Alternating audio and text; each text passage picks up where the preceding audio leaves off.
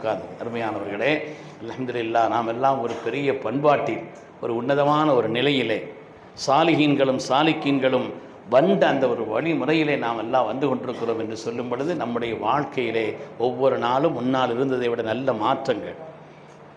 மாற்றங்கள் ஏற்பட வேண்டும். அதற்காகவே நம்மிடத்தில் உண்டான சொர்க்கத்துக்கு செல்லக்கூடிய வழிகள் 3ன்னு சொல்லுவாங்க. சொர்க்கத்தை ஒரு மனிதன் சென்றடைவதற்கான வழிகள் 3. ஒன்று அகீதாக்கள், கொள்கைகள். 2வது சாலிஹான் அமல்கள். 3வது குணங்கள். இதான் சொர்க்கத்தை சென்றடைவதில் உன்னதமான இந்த 3 அம்சங்கள்னு சொல்லுவாங்க. அதில் இந்த குணங்கள் என்பது இருக்கிறதே சாதாரணமானது. ஒரு மனிதருடைய தரத்தையும் அவருடைய உயர்வையும் நமக்கு அறிமுகப்படுத்துவதிலே குணத்திற்கு ஈடான எதுவுமே இல்லை. வாழ்க்கையில் எடுத்து நடக்க வேண்டிய குணங்கள், வாழ்க்கையில் தவிர்த்து நடக்க வேண்டிய குணங்கள், பெரிய லிஸ்ட் எழுதுறாங்க. பெரிய பெரிய பெரிய விஷயங்களை எல்லாம் என்னென்ன குணங்கள்லாம் எடுத்து நடக்கணும். ஒரு கைன் எழுதுவாங்க. கைன், குரூர், கீபத்து, கஃபலத்து, ஒரு 5-6 கைன் எழுதுவா. இதெல்லாம் தவிர்த்து நடக்க வேண்டிய குணங்கள்னு சொல்லி, எடுத்து நடக்க வேண்டிய குணங்கள் என்று அற்புதமான ஸல்லல்லாஹு குணங்களை பற்றி அதில் நாம் இன்றைக்கி எனக்கும் ஒரு மனசில் பதிய வேண்டும் என்பதற்காக வேண்டியும் நாமும் எடுத்துக்கொள்ள வேண்டும் என்பதற்காக ஒரே ஒரு குணத்தை சொல்லுறதா இருந்தால், வாழ்க்கையில் நாம் எவ்வளோ உயர்ந்தாலும் சரி நம்மை அதலபாதாளத்தில் கொண்டு சேர்க்கக்கூடிய ஆபத்தான குணம் என்னன்னு சொன்னால், தன்னை உயர்வாகவும் மற்றவர்களை மட்டமாகவும் மதிக்கக்கூடிய நிலை. இது நம்மள்கிட்ட வந்துடவே கூடாது.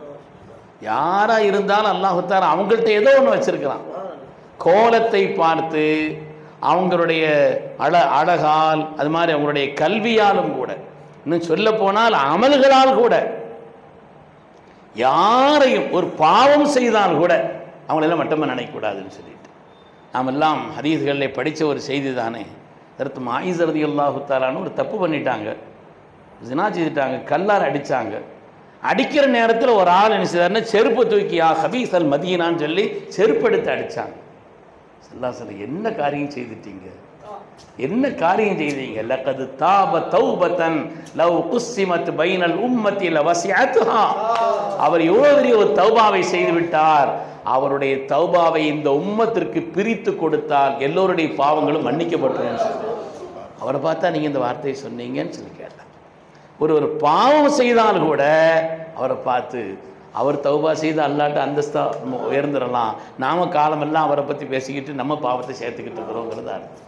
அதனால் யாரையும் எந்த நிலையிலும், சுலைமான் அலைஹிஸ்ஸலாமுடைய காலத்தில் ஒரு பெரிய இறைநேசர் இருந்தாங்க, ரொம்ப பெரிய இறைநேசர். அவங்க போயாச்சுன்னா கானத்து துதில்லுஹுல் கமாம், மேகம் அவர்களுக்கு நிழல் கொடுக்கும். இப்போ போகிற இடமெல்லாம் மேகம் அப்படி சேர்ந்து போய்கிட்டே இருக்குமா. அப்படிப்பட்ட ஒரு பெரிய ஒரு மகான். ஒரு எதிர்த்து ஒரு ரவுடி வர்றான், ஒரு துஷ்டன் வர்றான், ஒரு பாவி, ஊரெல்லாம் அறியப்பட்ட ஒரு பாவி எதிர்த்து வர்றான். அவன் இவங்க நினைக்கிறாங்க, இவங்க முன்னாடியே நம்ம முடிக்கணும், கொஞ்சம் ஒதுங்கி போவோன்னு இவங்க நினைக்கிறாங்க. அவன் நினைக்கிறான், இந்த சீதைக்கு முன்னாடியே நம்ம கண்ணில் முடிக்கணும். அவங்க எவ்வளோ பெரிய ஆள், அவங்களுடைய கண்ணியம் என்ன, கீர்த்தி என்ன, நாம் அவங்க கண்ணில் படாமல் ஒதுங்குவோன்னு அவன் நினைக்கிறான். 2 பேரும் ஒதுங்குறாங்க, ஆனால் 2 பேருடைய எண்ணங்களும் வேறு. 2 பேருடைய எண்ணங்களும் வேறு. அவன் ஒதுங்குறான், ஒதுங்கியே போய்கிட்டு இருக்கிறான். இவங்களும் ஒதுங்குறாங்க, பெரிய இறைநேசர் தான், ஒதுங்குறாங்க, ஆனால் இவங்களுடைய எண்ணம் வேறு. வரலாற்றில் வருகிறது, 2 பேரும் ஒருவர் மற்றவரை கடக்கின்ற நேரத்தில் இவருக்கு நிழல் கொடுத்த அந்த மேகம் அவன் பக்கம் போயிடுச்சு. வாழ்க்கையில் யாரையும் எந்த கட்டத்திலும் யாரை பார்த்தும் மட்டமாக, லேசாக, தன்னை உயர்வாக, வாழ்க்கையில் நம்மளை எவ்வளவு அமல்கள் செய்திருந்தாலும் நம்மளை அதலபாதாளத்தில் வீழ்த்தக்கூடிய குணங்கிறது தான் இந்த அணை. சைத்தான் கெட்டது அதனால தானே, அனஹைரும் மின்ஹுன்னு சொன்னோம், அதுதான் கெட்டான் வருது. அதனால் வாழ்க்கையில் மனிதனை அதலபாதாளத்தில் வீழ்த்தக்கூடிய இந்த குணம், அதிலையும் குறிப்பாக இந்த தஸவுஃபினுடைய துறையிலே உள்ளவர்களுக்கு இது ரொம்ப ஆபத்தானது. அமல்களை கொண்டு கூட இல்லைங்க. ஹதீஸ குதுசியில் வருது, எல்லாம் கண்ணியமான உஸ்தாமார்கள் இருக்கிறாங்க. அதாவது அடியார்களில் சில பேர் இருக்கிறாங்க, அல்லாஹ் அவங்களுக்கு கொஞ்சம் கஷ்டத்தை கொடுத்து வைப்பான். அவர் அல்லா அல்லா அல்லா அல்லான்னு சொல்லிக்கிட்டே இருப்பார், கேட்டுக்கிட்டே இருப்பார். ஆனால் அல்லாஹு தஆலா அவருக்கு உண்டான கஷ்டத்தை நீக்கிறது இல்லை. ஏன்னா அவருடைய கஷ்டத்தை நீக்கி அவருக்கு உயர்வை கொடுத்து விட்டால் என்ன மறந்துடுவார். அதனால் கொஞ்சம் கஷ்டப்பட்டுட்டே இருக்கட்டும். அது அல்லாஹ் ஞாபகப்படுத்துறதுக்காக ஒரு நீண்ட ஹதீஸ், அது தபரானியில் வருது. அந்த ஹதீஸினுடைய கடைசி வாசகம் இப்படி வருது, இன்ன மின் இபாதி மையத்துருபு பாபம் மினல் இபாதா, என்னுடைய அடியார்களில் சில பேர் இருக்கிறார்கள் என்னிடத்தில் ஒரு இபாதத்தை கேட்கிறார்கள். அவங்க ஒன்றும் துட்டுத்தா பணத்தைத்தா ஒன்றும் கேட்கல, ஒரு இபாதத்தை, அந்த இபாதத்தை எனக்கு தாரப்பே. உதாரணமாக வச்சுக்கிறோமே, அவர் தஹஜ்ஜுத் துவா கேட்டுகிட்டே இருக்கிறாரு, எப்போ பாங்க சொன்னா, எப்போ முடித்தாலும் பாங்க சொன்னாதான் முடிக்கிறார். என்னத்தை இல்லாமல் செய்து பார்த்துட்டார், விடிய விடிய ஆளுது என்னத்தை இல்லாமல் துவா ஓதி பார்த்துட்டாரு. ஆனால் அவர் படுத்தா பாங்க சொன்னாதான் முடிப்பு வருது, அது கிடைக்கவே மாட்டேங்குது இப்படி. ஆனால் அந்த ஹதீஸில் வருது, அவர் என்னிடத்தில் தேடுகிறார், மையத்துலுபு பாபம் பின்னல் இபாதா, இபாதத்தை தான் தேடுகிறார். ஆனால் ஃபஅகுஃபுஹு அன்ஹு, நான் தான் தடுத்து வச்சிருக்கிறேன் அந்த இபாதத்தை செய்ய விடாம. அவர் செய்யக்கூடாது. ஏன்னா லி கைலா எதுகுல்ஹுல் உஜுப், செய்தால் உஜுப் வந்துடும், அவருக்கு கெட்டு போயிடுவார்.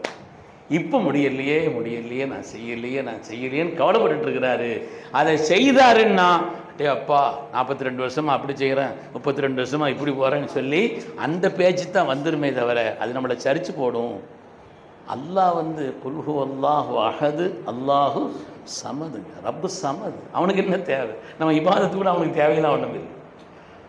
துன்யாவில் யாரும் சமது கிடையாது, அப்துல் சமது என்ன இருக்கலாமே தவிர துன்யாவில் யாரும் சமது இல்லையே. அல்லாஹ் வந்து சமது, அவனுக்கு எந்த தேவையும் கிடையாது.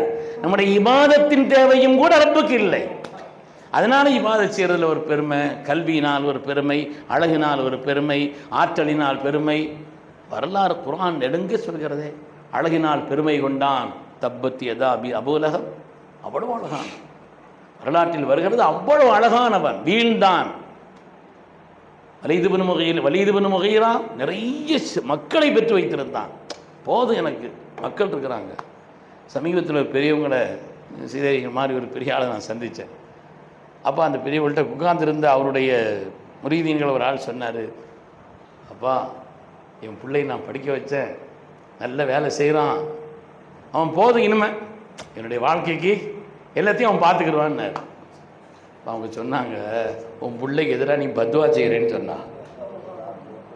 உன் பிள்ளைக்கு எதிராக நீ பத்வா செய்கிற. ஏன்னு சொன்னால் அல்லாஹ்வுக்கு அந்த ஒன்று மட்டும் பிடிக்கவே செய்யாது. அல்லாஹ்வுடைய கருணையினால் என் பிள்ளையை படிக்க வச்சேன், ரப்பினுடைய உதவியினால் அவன் அந்த வேலை செய்கிறான், அல்லாஹ் தஆலா அவனை காரணமாக்கி எனக்கு ஏதாவது அப்படின்னு சேர்த்து சொன்னால் பிரச்சனை இல்லை.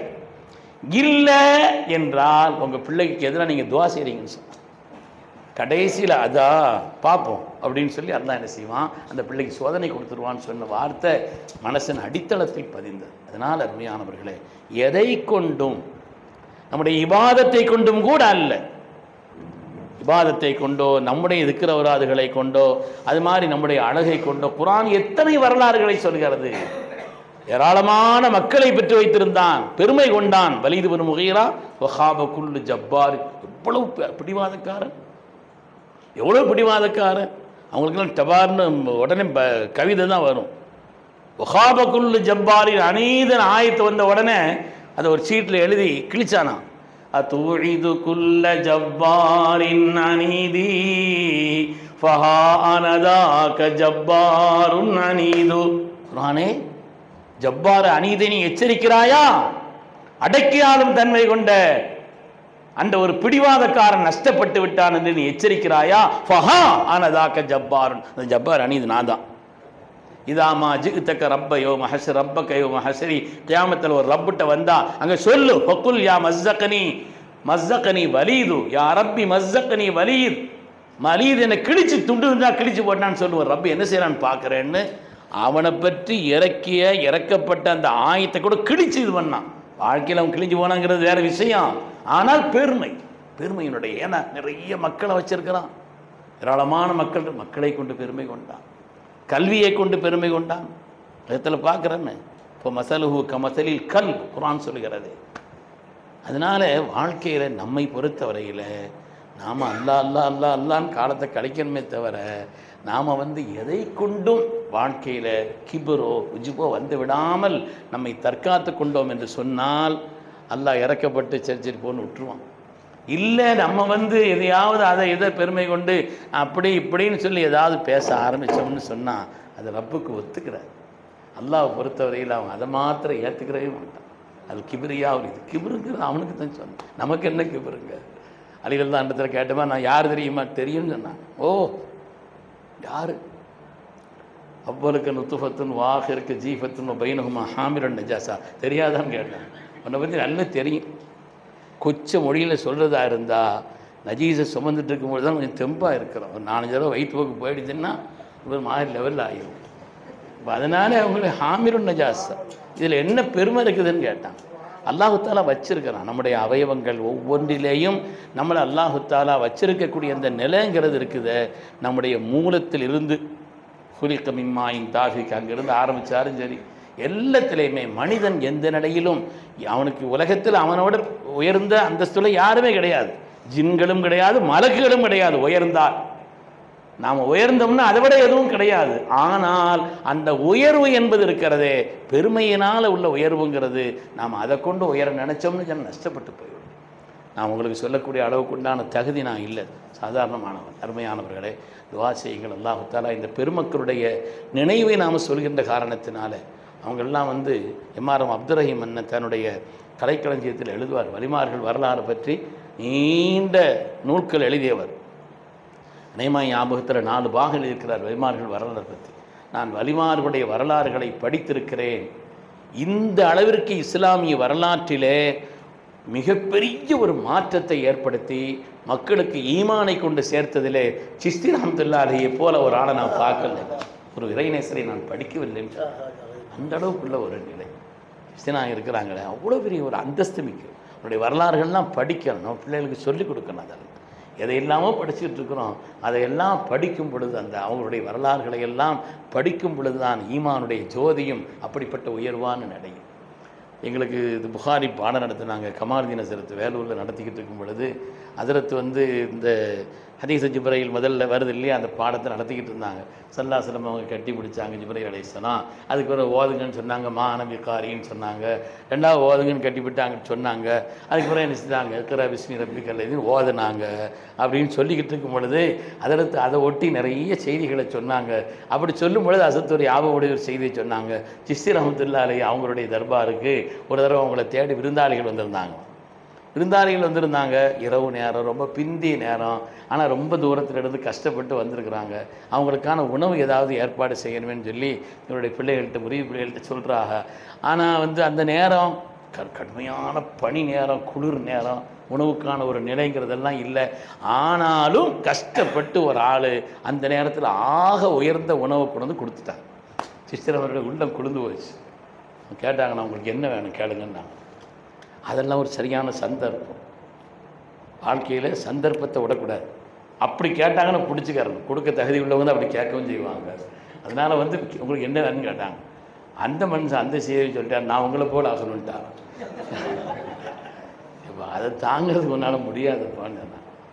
நான் ஒன்றும் போல் ஆகணும்னு சொன்னேன். அதை தாங்க உன்னால் முடியாது, நீங்கள் வாக்கு சொல்லிட்டீங்க, தந்து தான் ஆகணுன்ட்டாரான். அவர் அது வேறு.